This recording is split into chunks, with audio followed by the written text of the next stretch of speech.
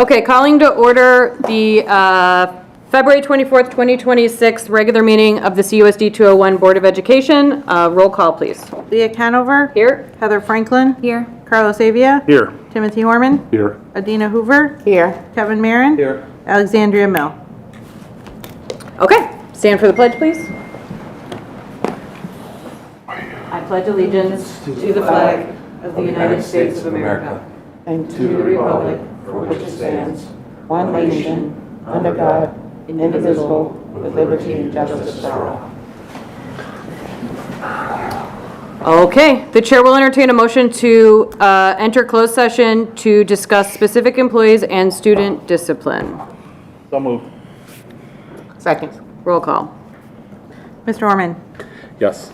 Dr. Hoover. Yes. Mr. Marin. Yes. Ms. Franklin. Yes. Mr. Avia. Yes. Ms. Conover. Yes, motion passes. We'll be back in half an hour. Maybe less. Yeah. We'll leave the- Or less. Say We we're don't less. want to. We didn't want to change what time public comment would be. So yes, 30 minutes. Jack's gonna do it.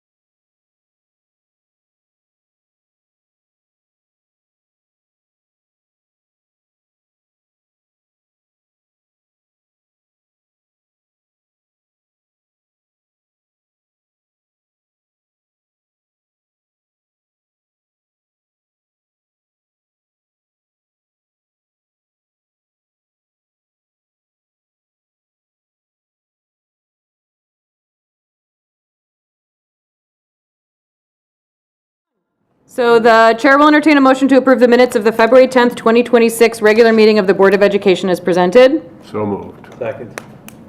All in favor? Aye. When I No, log- you're not logged in. Right. Yes, sorry. Opposed? Trying to get on board docs. Okay, motion passes. The chair will entertain a motion to approve the minutes of the closed session of the February 10th, 2026 regular meeting of the Board of Education as presented.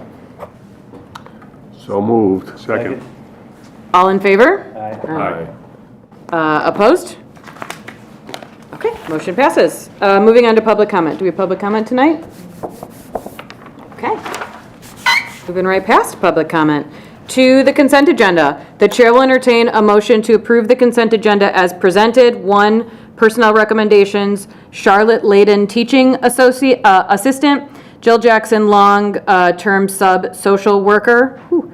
That's a lot of words. Resignation. Number 2, approval of the February 2026 expenditure report. Number 3, ratification of the January 2026 regular payroll. Number 4, approval of Westmont High School student tours. And number 5, approval of donation from Westmont Public Library. So moved. Second. Roll call. Dr. Hoover. Yes. Mr. Marin. Yes. Ms. Franklin. Yes. Mr. Avia. Yes. Ms. Conover. Yes. Mr. Orman. Yes. Motion passes. Okay, information and discussion, tutoring opportunities, which is an exciting thing.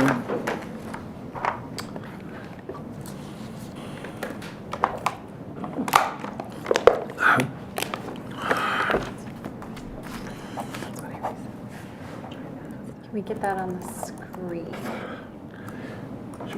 Is my report loaded? Carla would probably have it. I think she's got it. Cool. Yours is up. Cool. Thank you so much. See. We gotta talk about Oh, there we go. Yay! All right, so we're going to give a really brief update on the junior high's participation in a national math tutoring research study. I'm going to turn it over to Amy because she is going to be the best person for this information. She's the principal at the junior high. Hi, thank you. We are so excited to present to you tonight our participation in the National Math Tutoring Research Study. We are in partnership with Carnegie Mellon University, Stanford University, as well as Carnegie Learning, who provides us with our curriculum. And thank you to Carla because she spearheaded this, and also our teacher, Arissa Grubin. She's going to be the sponsor lead teacher for this tutoring program. In late March, so this March, our pilot of approximately 23 students will receive virtual tutoring by a live person twice per week during our WIN time. So it will not take away from their core academics at all. It will happen in that intervention time. And this is at no cost to the district. Nothing. We selected students based on their academic and math confidence needs to be a part of this program, and the tutoring will be live via the web with adaptive AI math software to provide timely, targeted support for them. All data will be FERPA protected, de-identified, and of course families can opt out if they would like.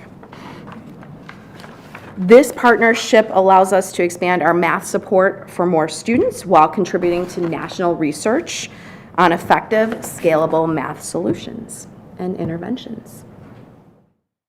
That's it. Do we have any questions? How were the students chosen? Like, what were the Yeah. parameters or So the whatever? teachers looked at their iReady scores, previous IAR scores, as well as assessments within the class. Just like we choose interventions, it was just another add-on to our intervention repertoire. And how did this come to us as an opportunity? So we have the Carnegie resource for junior high math, and the Carnegie rep, they were talking about some kind of Carnegie tutoring that they offered. It was really expensive, so I was like, oh, we can't afford this. It was a cool idea, but it was just too expensive. So then he came to me like a day later and was like, well, maybe you could be part of this university study. And then he connected us with the people who are doing the study, and that's how it came about. And they let us know they don't have any schools that they serve in Illinois. They're primarily East Coast and I think West Coast too. And so they wanted to have schools in our territory. So we're the pilot for them. Yeah, they're really looking to see, so the one-to-one tutoring would be with an actual person virtually, and then they're pairing it up with the Math ES software that we already use through Carnegie, and it just kind of is coming together to see how is this going to work, and it's just extra tutoring opportunity for our students during a time when they're already getting tutoring, so it's just more hands on deck, really. Yes. Can you speak to, like you said, what this could lead to? Is this something that can move beyond a small group, or is it something that can be supported to move beyond a small group? Like, what does it mean for, besides getting information nationally, like for us? Yeah, so it's a national study. So it's just contributing to the research to say, okay, these kids need support and tutoring. If we pair this one-to-one virtual support with AI supported, like the Carnegie pathway that they have, what impact does that have on students? And the early results show that it's having really great impact. So it's just more opportunities for different tutoring for students that could be sustainable. But in terms of this study, there's a possibility for it. We're just piloting this end of the year. There's a possibility for it to extend into next school year. That was going to be my question, how long it goes on for potentially. You said parents have the option to opt out. Yes. So has this already been communicated to the students that have been selected? So that is a great question. I will find out for you, but I know that the communication is already set up. I've seen it, and so then we'll let the parents know, and then they'll be able to opt out. Yeah, it has not started yet. It doesn't start till the end of March. Right, it doesn't start till later, but I'm Yeah, saying, right. like, have the Yeah. students that have been, my question isn't really about the opt-out, it's just, have students been notified? And is the inverse also true? Students that haven't been notified aren't involved? That we weren't going to do, but we can. But we were just going to notify the No, ones who. I'm not saying, I'm saying that if someone's sitting at home right now watching this going, I wonder if my student's been selected, yes. they would know now, yes or no, is that the question? Yes, we will have to ask. Arissa was Yes. working on the letter, so Right. that if it hasn't gone out yet, it will be within the next couple of days. So. Got you, thank you. Yeah, it sounds like a good opportunity, just if you would report back how it went. Yes, of Absolutely. course, of Yeah. course. Well, Carla loves her data. Guys, appreciate it. Okay. Finance and Facilities Committee recap. Wait, no, you guys have more. Yeah. Is this also? Wonderful opportunity. So Kevin and I are going to talk about teen tutoring at Manning. It's a really cool concept that we are trying to see how it works, trying to see how the kids respond to it, and in the future, try to get our own Westmont students to participate. So I'm going to have Kevin talk a little bit about how it came to be. It came to be actually over Thanksgiving dinner. So I have nieces and nephews who are in a local school district, Oak Brook and Hinsdale. And we were just talking about my experience here as first-year principal, at Manning, and how different it was from where I was on the North Shore, and talking about how diverse this community is, and the fact that they're neighbors to this community and never realize how diverse we really are. And so I was just talking about some of our needs, and they asked, the three of them kind of talking about, like, how could they help our kids who needed support. And so they came up with this tutoring idea, and I put them in touch with Edith, and they actually set up meetings and met with Edith and Ron and a few others over several times, and we worked on how can we make this happen here at Manning. And so currently it should come over on a Tuesday. It's really kind of cool and cute. But the kids, I have three teachers, or one teacher, Ms. Troha, and then I have Mrs. Dispensa and Mrs. Salemi, who are two teaching assistants who kind of help coordinate and get materials to work with the kids. So they're second and third graders is how we've started, and there's 14 of them. We've kind of identified them. We had a kind of a tiered system and kind of looked for financial need first, parents who have reached out and asked for these things because they didn't have the financial resources to do it themselves. We asked teachers at the second and third grade level, to kids that they thought would be of most help for, to be a part of this. And so we wanted to start kind of small because my nephew set up a Google form system for all of their friends, and so their friends sign up, and so every week we get like 6 to 7 middle school and high school students who come on their own time. They get here at 3:30. They work with kids till 4, which I think it's awesome watching them, work together and really work on, they're working on math skills and reading skills with these students. And then Ms. Troha plans like an SEL lesson. So when they get out of school at 2:30, they're with her and Mrs. Dispenza and Mrs. Salemi until 3:30. And actually, the 3 of them stay till 4. But they work on SEL skills and some other tutoring pieces. So it's kind of cool because they built this little community because we're trying to say, like, yes, academics is important, but we also want kids to really have those skills necessary to kind of be able to relate and communicate and develop friendships and things in society. So that's where we're at. And we'd like to eventually, like we said, pilot it. It's small. I've got like 12 students in it from Manning that are 2nd and 3rd grade. We'd love to, expand it to allow more students, but then really we were talking about reaching out to our own junior high and our own high school to see would kids be interested in coming and being a part of this program, and that would allow us the opportunity to bring more of our students in from Manning, but then also more of our students in across the district of people who would love to help out and help kids in need. So. And if I'm not mistaken, volunteering to tutor is a service hour opportunity for students. I might have been on the website yesterday. We wanted to see how it would work because we have junior high students and we weren't sure how they were going to be with the young ones, but they are so great and their leadership is incredible and the students are responding so well to them. It's a boost of confidence for them, and it's been wonderful. And they've developed the kids are developing their relationships with these middle school and high school kids who are coming, and the kids have been amazing. The high school and middle school kids have been amazing. Just the interaction, like when you walk in, it just brings a big smile to my face. I'm always telling people, you got to go down and see this. It's really cool. And the younger ones just stare at the team. I'll learn anything from you. So we are.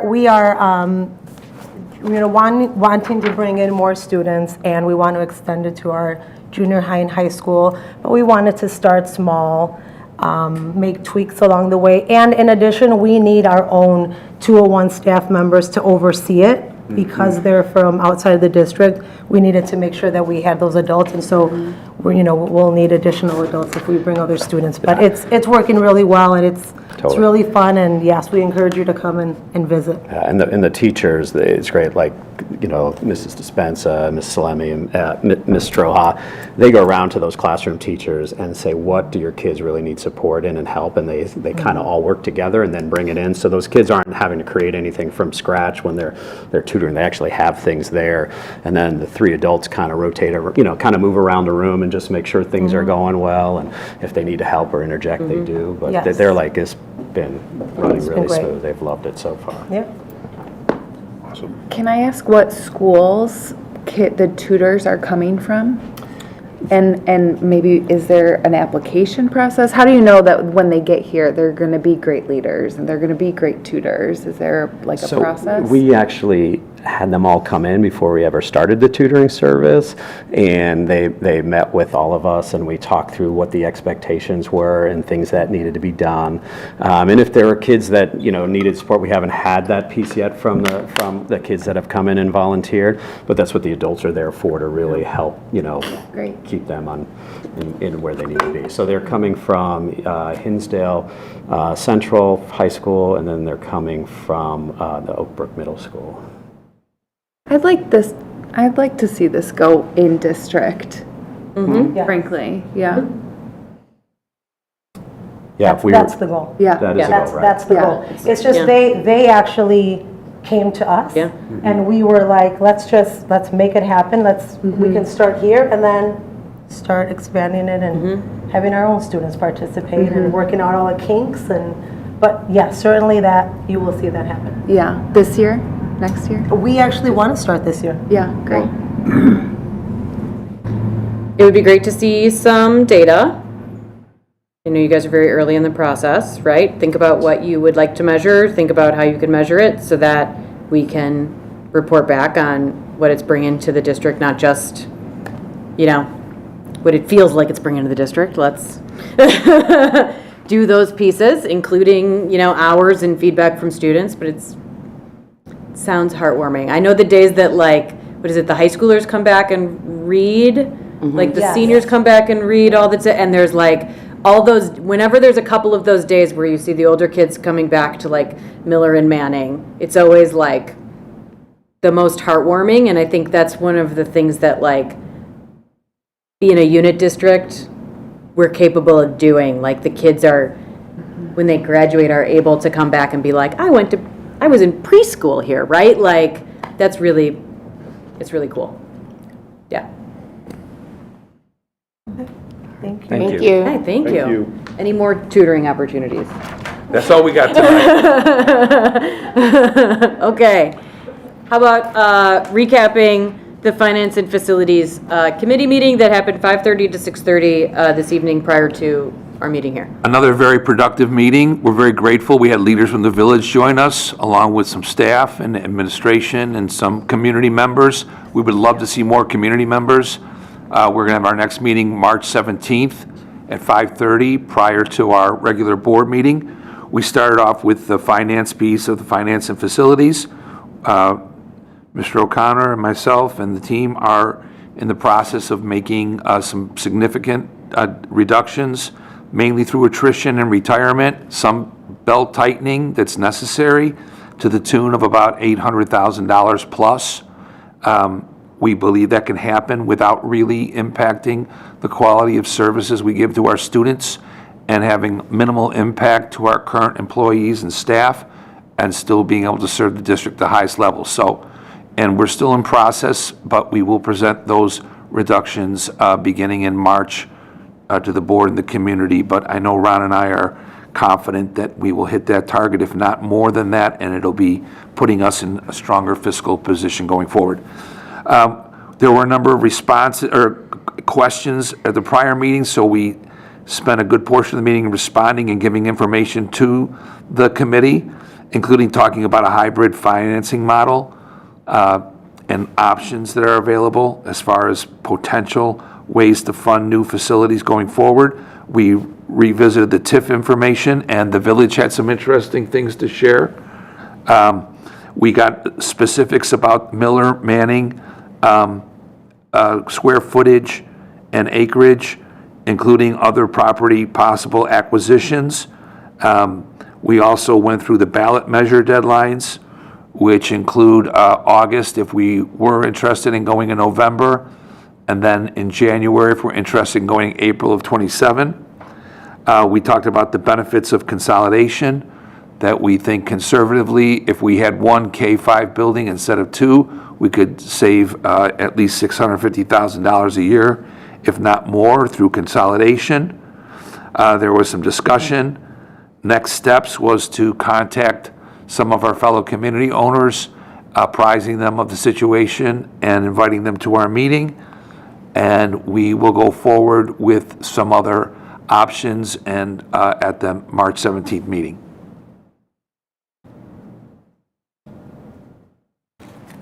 Very good.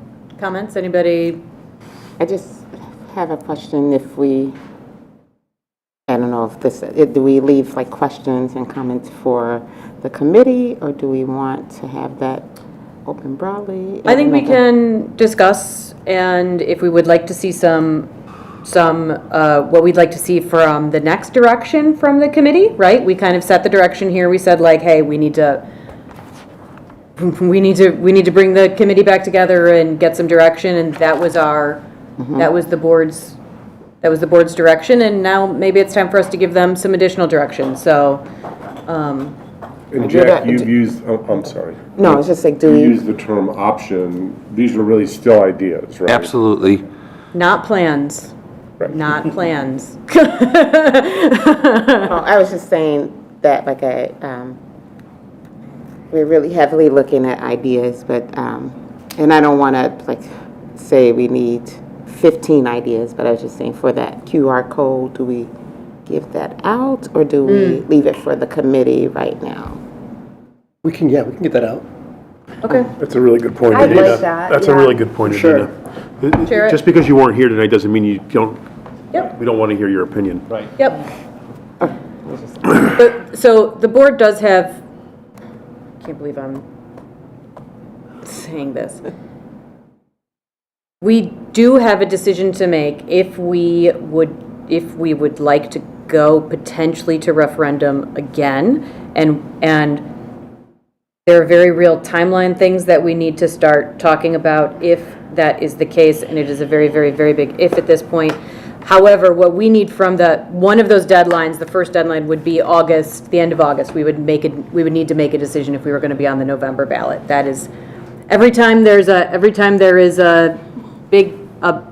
election, we're allowed to be on the ballot, but there's a deadline for when we need to ask to have our ballot measure prepared to be on that ballot. So that means that the board needs to have direction from the community, needs to have direction from the administrator. Like, there's a lot that needs to happen prior to the board feeling like it has enough information to make a decision about if it's going to referendum again for the November election. So what information would the board members need? I'm thinking when you put out that QR memo, do we want to include like the 4 options? Even at minimum, like, I don't know what you want to include for the information, but if for people were not here and say, this is what was presented by the people who were there. If you want to be a part of this, here's when we're meeting, or submit your comments. I envisioned something where we would provide the slide deck and write a synopsis of what was discussed, as well as some of the ideas, so that there is all this information in one set. We could even put it on the website. Since this is being recorded, can we put the QR code on this recording so that someone who's watching this or goes back and watches this session can actually also access that QR code? I think the easiest thing is to say, we say it here that, find that on our site. But what do YouTubers do? Don't they go here? There's a link right below. Click here. Yeah. There's a link right below. We put it on after So I realize that we don't post this, right? Because the village thankfully does the recording and does all of the posting of this. Are we able to add a link to the description? We can put it on YouTube, which is where these things are housed. We can literally go into the comment section and put the link. It's not. It could just be the very first comment. Sure. I haven't seen the QR code link where it links to, but I would maybe ask if we're going to put it on on YouTube, maybe do some. Do you live in Westmont? Right, like name. Wow. Right? You haven't checked our viewership numbers lately. I do have one friend who doesn't live in the district who likes to watch these and make fun of me. So Chris, please don't. Don't click on the link. Heather wants to keep you out. Yeah, we don't want to know. I mean, I'm not trying to. Honestly, I think if you put it's out there. It's public information. This is a public meeting, and there's no reason not to just put the link in there, and whoever really enjoys school financing can go have a look. It's more than welcome. And Let's not then gatekeep again it, on our website, so that yes, up on the website, up on the socials. We can post it in the first comment of the YouTube as well. So I think for your previous question, what do we need? Or what do I need as a board member to make a decision on what we do next, and specifically for a referendum? I appreciate the community members that come, including the village, to hear, their input and thoughts, and I still feel like we need more of that. I feel like if the board wants to have a discussion to say final, what is your appetite for this, and if you need a decision said, a decision made, and what is our final decision about this upcoming one? I think it's a good question, and to get the board's vote and speaking on it in a meeting to say, maybe it's more time to say it, we don't have much, to put a final vote to say yes or no. You know, we are considering it, we're not, and then continue what we're doing with our community. Yeah, I don't know if we put a date out that we're gonna, or a potential date that we're gonna make a decision by, and that's part of our discussion, and we make a decision of what we're gonna do for this year, what are our plans. So the community knows what, because I know people ask, what are you gonna do? Are you gonna go back? I think we should answer that question as a board and maybe put a date of when we're going to. I think we had it in our finance committee meeting, like potential dates to say, in a board meeting, we're going to say. Those are the board meetings, to say what. scheduled Right. board meetings prior to the deadlines, so that we don't have to do, another, 16th, I think it was. I think, if we were to, Right. that's our drop dead. Right. When we would need to make. I think we could have say a it board before. action. I have my own opinions about that. So if that, I know, Madam President, if you want us to say even before that what we're going to do, I think that's fine too. That we don't have to wait for that date. We can say, I don't know. I don't know if everybody has an opinion about just making a decision about that. At least it's for this year. I think it's premature for us to talk about that right now. I think there's still a lot of other discussions that need to go on. But I'm what just do you saying, need- like- What do we need to know to Say yes get or no. to, Put it off, yeah. not even that. What do we need to know that makes that not premature? Because I'm not saying that, We have I want to to. be super clear. I'm not saying I want a ballot measure, or that I want to be very, very clear. Right. That is not what we were talking about. But what do we need from the committee? What direction do we need from the committee? What work does the committee need to do? What do you, as board members, need from that committee to report to us, so that we can have discussions about, because ultimately, there were 4 options. Look, it's endless options, but it's really, there's 4 big options, right? We need to decide a pathway. So what do we need from the committee to give us in order to decide a pathway? And the sideline of that pathway is, if that pathway is a referendum of any kind, because 3 of those options do have a referendum on them, that the very first time that we have the next opportunity, the deadline is August 27th. So that's what I'm saying. What do we need from because we need to give the committee direction on what they need to give, on what we need from them. I would like a committee recommendation, 1, 2. Like first recommendation, secondary. And I'd love to hear I more from our community, which is not I want to gauge the success of whatever we move forward with. There's a lot of work that goes into this next phase of our district, and I want to I agree. I've hear asked, from the community. is there room for a town hall where it's the committee's asking more community members to come in and state? Like, I don't think it's a lot of work that, like, it's not a committee work thing, but it's gauging a community. And we haven't had it in a long time. I don't think you need a lot of them, but I think we need it in some way. I wonder if the next ask from the committee is, how would you like us to engage the public? Yeah. Give us some direction on, because that Is it a survey? that's endlessly the challenge, right? How would you like us to engage the public to gather more information on this? Yeah, because I agree, we haven't heard from the public nearly enough. You know, like, do we do surveys? Do we have town halls? We need more input. You know, so. And that input to maybe, and that may be from the committee or input, like, first choice is not, we do not recommend, no, like, I think it needs to be said, and it's not just sneaking up on us, like, oh, it's August, are we going? Like, I think we just need to point out, say, no, you know, the committee doesn't think we're ready for this. We've engaged the community, we're not, and so we know, and we can answer the public too and say we are not. We can say definitively that the board has gotten information from the committee and the public. If we were to, we're looking at this date, whatever that is. So what again, yeah, we need to, I guess, ask in that March 17th, next steps beyond, so we can have a game plan or roadmap.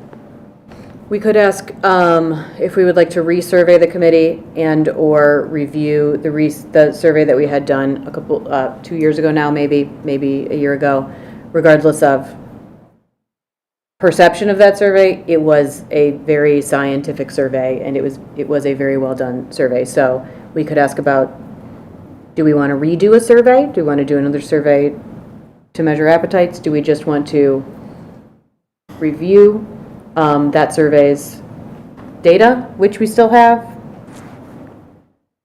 Carlos, you're looking at me real confused, like. No, what's the ask of the committee? The ask of the committee, I think, is what information, if you're sitting on this board right now and you are undecided, because I think we all are, undecided as to whether, because I think, I don't know, what is our August meeting date? August 18th, maybe? Yeah. Those aren't set yet. Okay. Oh, because it's next year's meetings. That's the next, yeah. So that's why we will there's set a that potential in the schedule. slideshow. Theoretically, August 18th. So that's kind of like the line in the sand that we're working back. That's the cup that we're putting backwards from, right? And we're looking at that cup, and so in theory, everybody on this board would want to know at some point before August 18th how they feel about this, right? And so what do you need to know? If you're a board member right now and you don't have all the information you need, what information do you still need? And some of that is information that maybe the Finance Facility cannot provide, that's fine. The Finance and Facilities Committee cannot provide, maybe that's fine. But what can the Finance and Facilities, because that's the topic we're talking about right now is the Finance and Facilities Committee meeting. So what is the direction from any of the board members here as to what that committee should be working on to fill that information gap for you individually? I think that's the question on the table. That's why I'm looking at you that way, because I mean, that's the question on the table. And I think each person should go around maybe and answer that question for themselves at the moment. There might be other ones at the next one, right, or after the next one. Yeah, I think we need to figure out a way to get more engagement. And one thing that I always think is effective is paper. And I know that it's expensive, but the village has a monthly newsletter that they come out with, and they put all kinds of, there's a meeting on this that I know I read. I may be old-fashioned, but I open that up and I read it. It's only 12 or 15 pages. You're talking about the Westmont, the Westmont. Little Westmont magazine, right? I mean, I don't think I've ever seen anything in there that says, "Hey, there's a Finance and Facilities Committee meeting for the Board of Education in there." It would be great to have that in there. I don't know when the next one comes out. Am I hearing you say that you would like to task the committee with getting more public engagement? And you're suggesting an idea. Right, coming up with ideas, and maybe the Finance and Facility Committee isn't the right committee to do that, but I also think that it is because it's dealing with this specific issue, and it could help drive it. I agree with that for sure. I think the way Carlos kind of described that, we're asking the committee for more engagement, more public engagement to help us make this decision. And here's an idea. Here's an Not the idea. only one, what other ideas you got? right. Yeah. Yeah? Because we would like more public input, but we've got, actually, these committee meetings have been, the last two have had more engagement than many have before, and so anyway, long story short, that seems like a very tangible ask of the committee. Get more voices in more different ways. Can we invite, it's not a PR meeting, but invite them to listen to help, say, okay, when we're going to combine the efforts of our finance and our PR to get out, is it a postcard that I know that's money, but we need to figure something out, at least for engagement, to get information. I don't know that we need to combine the meetings Not in really, particular, invite but them yes, and I just think. combine the work. I think part of the piece is hey, the committee's asking for this engagement and engaging the the PR committee, or the PR team on like, how do we Yep, how do we get get more? some Yep. pieces? Kevin, what do you need to? What would you like? Just really more information. I'd love to see a survey go out. Because how many people are you going to get to come to a meeting versus how many people will answer a survey? So, it's good to review the data from that previous survey, but I kind of think we need a new survey on this. The problem with surveys, I think, is how you ask the question, and you also don't get to ask a Back and forth. follow up and have that back and forth, and so it's probably very expensive to have a really good survey designed, and I think that it's better to have engagement where you're having back and forth exchange of ideas. But there's trade-offs there, because in a well-designed survey, which the last survey was a very well-designed survey, and hit our population incredibly well from a demographic standpoint, there are trade-offs, right? Like, you have to take that information, you have to take the pieces of it, because you have to recognize that committee involvement is the few people with a lot of voice, right? And the survey is additional information of folks who don't have time, don't have whatever, right? But it's the mass of people being able to give very specific feedback. Like, we have to take that all as a whole. I think we can't weigh too heavily Question, on when we either. say the survey, are we referring to? That phone the survey. phone survey? Is that's what we're referring to, Yeah. right? And it was, from a data science standpoint, a Yeah. very sound survey. That's for sure. It was sort of the boilerplate benchmark survey of this type, right? Yes. But it was run by phone, and it was expensive. And I kind of, But we also I wouldn't know- want something that wasn't, Yeah. that wasn't sound from a data science standpoint. And I agree with Tim that a good, sound survey is expensive. It is. So just, it's something to think about, right? I think we can review the cost. We had all of those costs laid out, and if we were to explore redoing a survey, we don't need to recreate. In fact, we should not recreate the questions. We should ask the same questions, and we should do it in the same way that arguably wouldn't cost us the same amount that it did before, because we don't have all of the prep. And we don't have all of the other stuff, because it was included in other parts. Yeah. If we were not to do other parts, but we And got I a have a cost balance. Well, I guess, is that an ask of the finance committee, or is that just something that needs to get done? I think it's something the finance committee should discuss in more detail. And I mean, I'm not opposed to it necessarily, but I think it's something that. Another thing on the table about getting more information. Yeah. That's a fair, so at the 17th meeting, a question I'm hearing is how to engage the community. What are some of the mechanisms to get community input?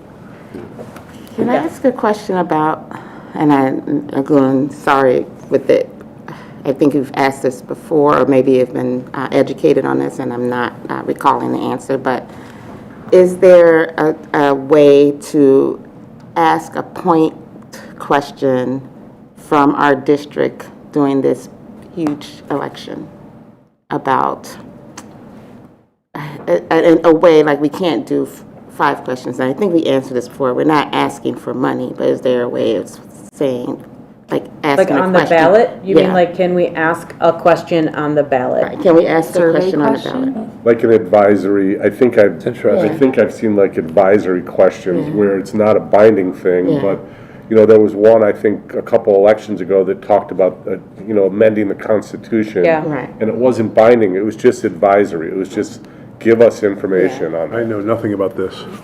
I remember Can we- answering a question like that, but I don't know. I remember that as well. Can we explore that? Sure, you got this? That's And a you- fascinating idea. And it's a huge election, so we're not asking for money, but we're hitting. And people, we're not, it's almost survey-like, everybody's not gonna answer it, but we hit a large. And you're hitting It's a free survey. And you're actually asking the people that go vote. Yeah, yeah. People that- Well, in that election. Right. That's very important information. Isn't this, This should be a very high turnout November election. so we're not getting a demographic that, that votes more than another? Well, we do. Well, but it's I mean, we reviewed the demographic challenges of different elections. Right? every I think election it was has called like an advisory question or demographic something like challenges. that. Advisory question. So this was a good one to do it. I wouldn't want to do it in I've a never even thought about consolidated So election. I think I think, can we explore the question? And then I think the other piece of it that would be helpful to understand is not just the straight, like, how much information can we get? Because From the responses? because, you know, I think we were at like 60% turnout, 70% turnout or something in the last presidential election, and we had 5,000 votes roughly total. Our entire voting, or maybe it's 6,000, something like that. Our voting block is about 10,000 registered voters. Like, who makes those up? I know that we can't get those details, but 2,500 one way, 2,500 the other way. Those same 2,500 don't ever show up at the municipal. So, like, can we even, I don't know, can we get different information from an advisory question than we could get from a voting question? You know what I mean? Yeah. Demographic Very interesting information. question. And I know, Itself is interesting, and the answer to the question we want to ask is even more interesting. So. and then the other work, if you can, it's, how do you ask and what do you ask? Yeah, You get one question. that's always the magic, Yeah, right? so. It's always the magic. Okay, so I'm hearing more engagement, more ways to engage. I'm hearing reviewing of the previous survey, exploring a potential new survey. I'm hearing exploring the advisory question. Is there information that you guys would like the committee to review, like things from the, you know, last 2 or 3 years that the committee hasn't seen that we'd like them to review? We've taken in a massive amount of information in the last couple of years as it relates Asked for to, and received a ton. yeah, as it relates to all things facilities, not just, I don't want, not just referendum, but just all, frankly, all things facilities. For me, like, what comes up, when you ask this question, what came up to me was that I would want to know what the committee members would want me to have considered. What information would they have wanted me to consider before I vote for them, right? So what would they have wanted to know that, like, I've looked into, I've gotten that information. Does that make sense? I think so. Yeah, I mean, to me it does. You're just basically saying people who are members of the committee, what maybe questions they don't need answers to themselves, but they want to make sure that the people sitting at this table have asked those questions or have had those questions answered. That's what Yeah. you're saying? Yeah. Yeah. I've got one that's a little bit more ground floor, but, and that is, it didn't get brought up in today's committee meeting, but it did at the last one, was this issue of like buildings being inspected and having non-conformances, or not non-conformances, what are they called? Being Non-compliant. out of compliance on certain things. And I think this might sound like a little minutia detail, but I would love to know what, if any, are we out of compliance on based on the last inspections? Out of code? Out of code, Yeah. out of code. That's what it was. It wasn't out of compliance, it was out of code, thank you. Because I know that these things happen, right? And you have time to bring things up to code. You don't, just because you're out of code, they don't shut your building down, right? Like a village code or like an ADA or? All of All of it. From that ARCA, so All like, of it. what are we out of code of that would be covered under the HSA? Or not. Or the- Are there things that are not? Are there things, can you be out of code and it's not covered under Health, safety? health and safety? I don't know the answer to that question. And I guess what I'm getting at is, one information need that I have as a board member is, it still remains like, what does not going out for a referendum money, the kind of money that you need that you get only from a referendum, not from our own financing. What does it cover, right? Because I would love to know that. Well, you're talking about from the 10-year life safety report that's done by an architect, so our most recent one was done 4 years ago? Let me look to make sure. I think wanna say it was directionally that's right. Yeah, so Cashman did the last one, and then we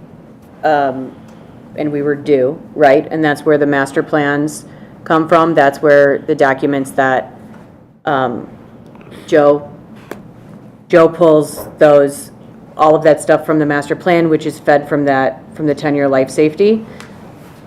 I know it's a little detail. I know that it is, Yeah. but I'm just saying that, like, I know Joe has absolutely killed himself over the last few years prioritizing and reprioritizing and presenting information in different ways so everyone can understand this is important, this is really important, this is, the building's gonna fall down important. I understand that. But one thing, one overlay I haven't seen is the out of code stuff. I would love to see that overlay. Yeah, we know like priorities, but not necessarily like. Or maybe they are there, but. Maybe they're there, maybe I missed them. Maybe Joe's No, already. it's just not said though. It's not Because he may be communicated. using that for his needs to be done, but we Yeah. don't know, so we need Yeah, to. so there's one that I have that I would love to understand a little bit better. Would help me. So, I mean, hypothetically speaking, if it's a huge chunk and it eats up everything we can possibly do on our own, right? And these are things that you're in theory obligated to do, and that's something I would want to know, you know? So. Okay. Good? Great. You guys have direction for the next meeting? Yes. Awesome. Moving right along.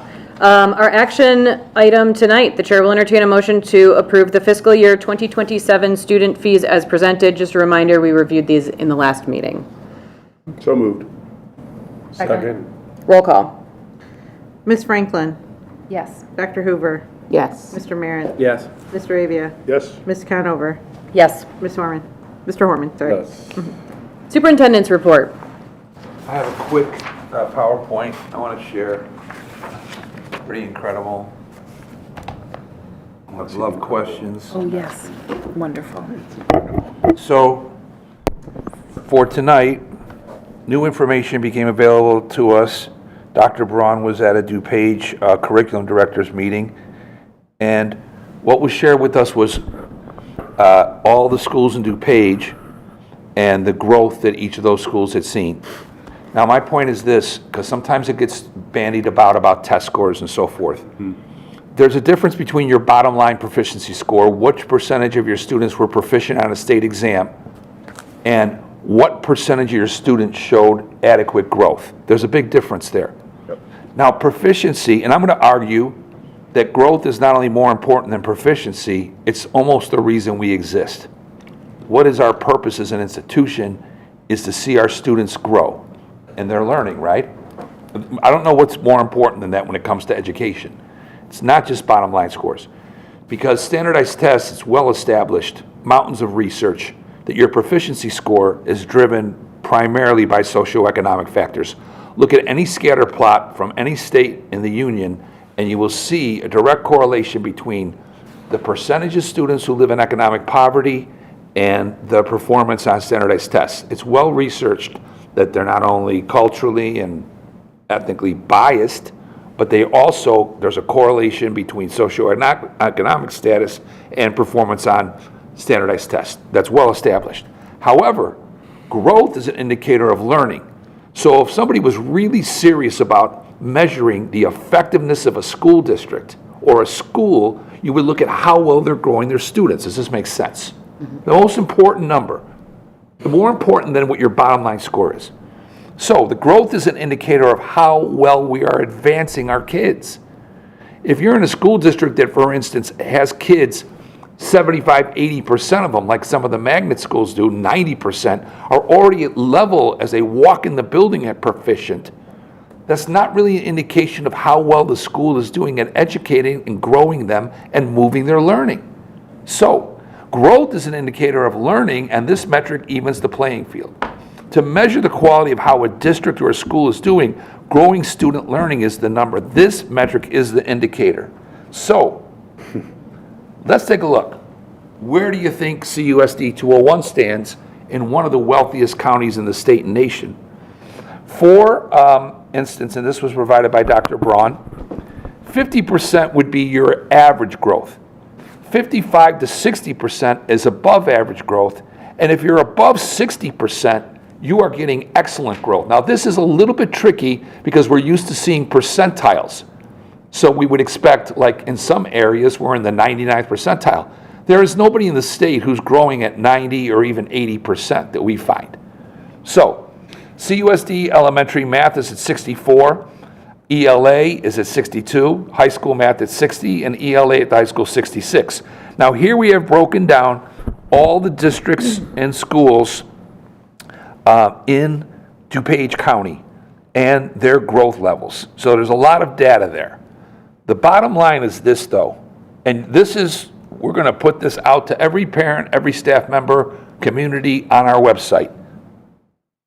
Where do we stand in DuPage County? For elementary math, number 2 in growth out of these dozens of schools.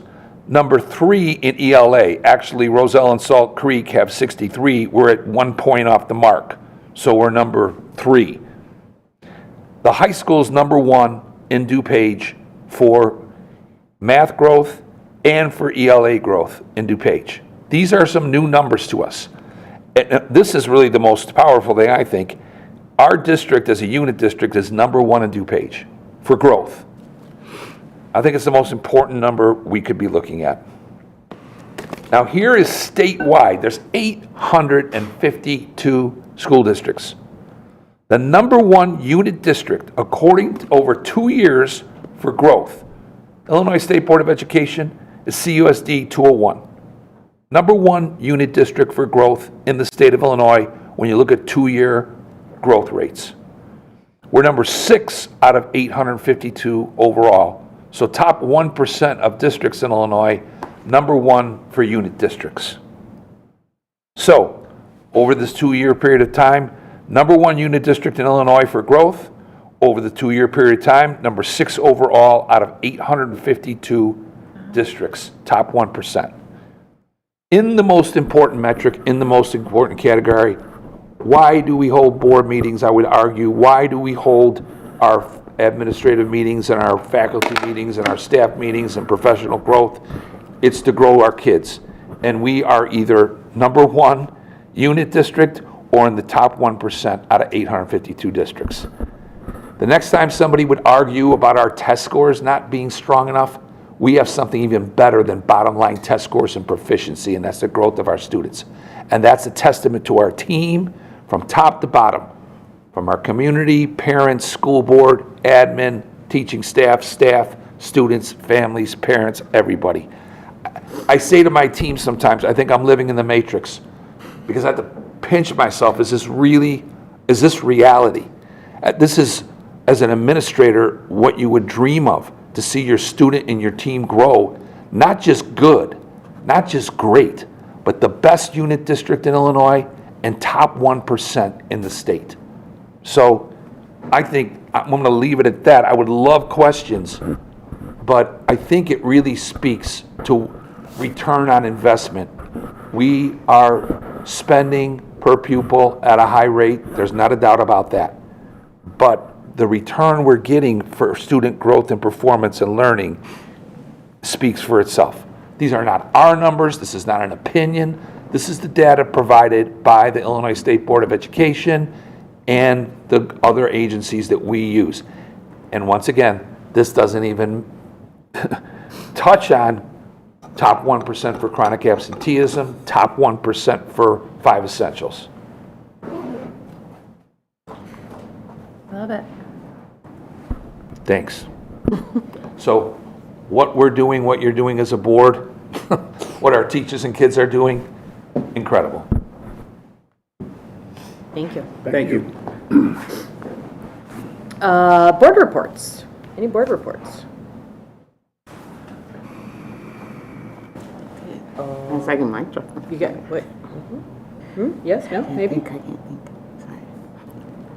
I feel like we were just here yesterday, so. Public comment. Do we have any public comment? Thank you. Stephanie. Okay, future meetings and events.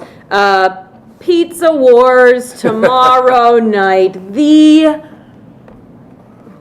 night of the year I'd say it's the for pinnacle. the whole, I mean, I'm going to say whole district, truly. Like, it is not just at the junior high, but come on out. Come one, come all. See who's going to win the Pizza Wars tomorrow night at 5:30 p.m. Westmont Junior High School. Be there or be square. Yeah. Wouldn't miss it for the world. Wouldn't miss it. Followed up by the other thing that is the pinnacle of excitement for the district, parent-teacher conferences. No student attendance this February 26th. Parent-teacher conferences are 12:30 to 8:30 to 8 p.m. And on February 27th, we have an Institute Day, so that is a no student attendance day also. And then our next SIP dismissal day is March 11th. See your specific school for specific dismissal times. We've got preschool screenings on March 11th also. And our next meeting, regular meeting of the CUSD201 Board of Education is March 17th. We do not need to enter closed, so there's no motion to enter closed. And the chair will entertain a motion to adjourn the February 24th, 2026 regular meeting of the Board of Education.